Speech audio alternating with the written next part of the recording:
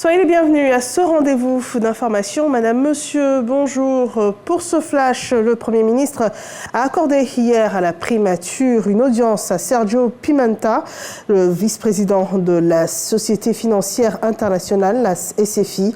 Le renforcement de la collaboration avec la Côte d'Ivoire était au cœur des échanges. Les interventions de la SFI, organisme spécialisé dans le financement du secteur privé en Côte d'Ivoire au sein du groupe de la Banque mondiale, se chiffre à 240 millions de francs CFA pour l'année fiscale en cours. Le développement de cette rencontre à suivre dans nos prochaines éditions. Toujours dans ce flash, on poursuit avec cette information sur la bonne gouvernance. Le ministre des Finances et du Budget fait du contrôle et de la gestion publique un des leviers de la modernisation de l'administration publique ivoirienne.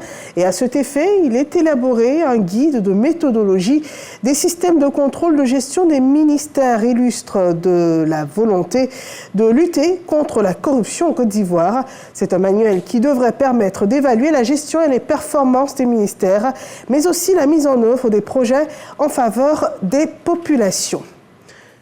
Nous poursuivons en voyant cet événement autour de l'EVA Culture. Les acteurs de cette filière seront réunis dès demain jusqu'au 22 mars prochain autour du thème coopérativisme dans la filière EVA, menaces et opportunités, développement avant-papier de Dangui Dangui.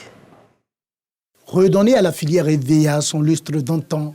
Cela passe notamment par une meilleure organisation des sociétés de coopératives de producteurs, des sociétés coopératives plus viables et plus durables. Tel est l'objectif visé par ce forum de réflexion que prévoit la Fédération nationale des sociétés coopératives d'EVA de Côte d'Ivoire, FENASCOPSI. La filière EVA a connu donc des périodes difficiles et les coopératives qui avaient pris leur envol dans ce secteur-là ont été plus ou moins submergés par ces difficultés.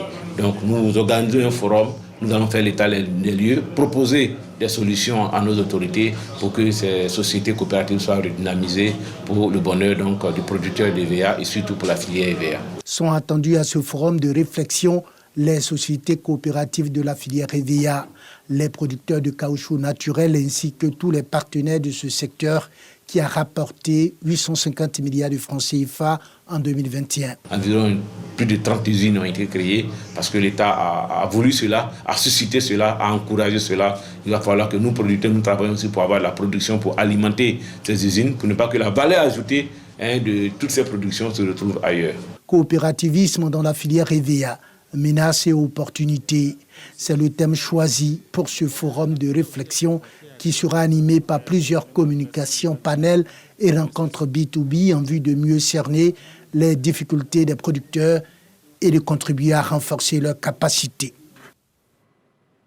Et les conclusions de ce rassemblement des acteurs de la filière EVA en Côte d'Ivoire vous seront rapportées dans toutes nos éditions sur RTI 1. L'actualité hors de nos frontières, au Tchad, de nombreuses zones d'ombre persistent au début de l'enquête sur la mort de l'opposant Yaya Dillo, l'un des opposants les plus farouches au pouvoir des Déby, que ce soit le père ou le fils. Décédé, on le rappelle, le 28 février dernier au cours d'un assaut des forces de l'ordre et de sécurité sur le siège de son parti, le PSF. Le gouvernement jure jusqu'ici qu'il a été tué les armes à la main, alors que sa famille dénonce ce qu'elle qualifie d'une exécution sommaire et refuse de faire le deuil comme le veut la tradition tchadienne en continuant d'exiger la vérité du gouvernement tchadien.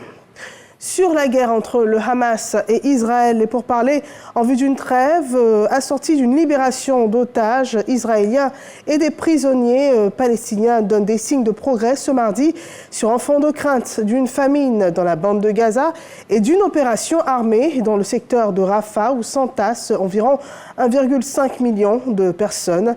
Hier lundi, le chef des services de renseignement israélien, le Premier ministre du Qatar et des responsables égyptiens devaient se rencontrer à Doha pour parler d'un éventuel accord de trêve à Gaza. Des discussions que les Américains jugent positives, qui ont bel et bien eu lieu. Des négociations israéliennes vont rester les négociateurs vont rester à Doha pour continuer les pourparlers détaillés avec des médiateurs qataris mais aussi égyptiens.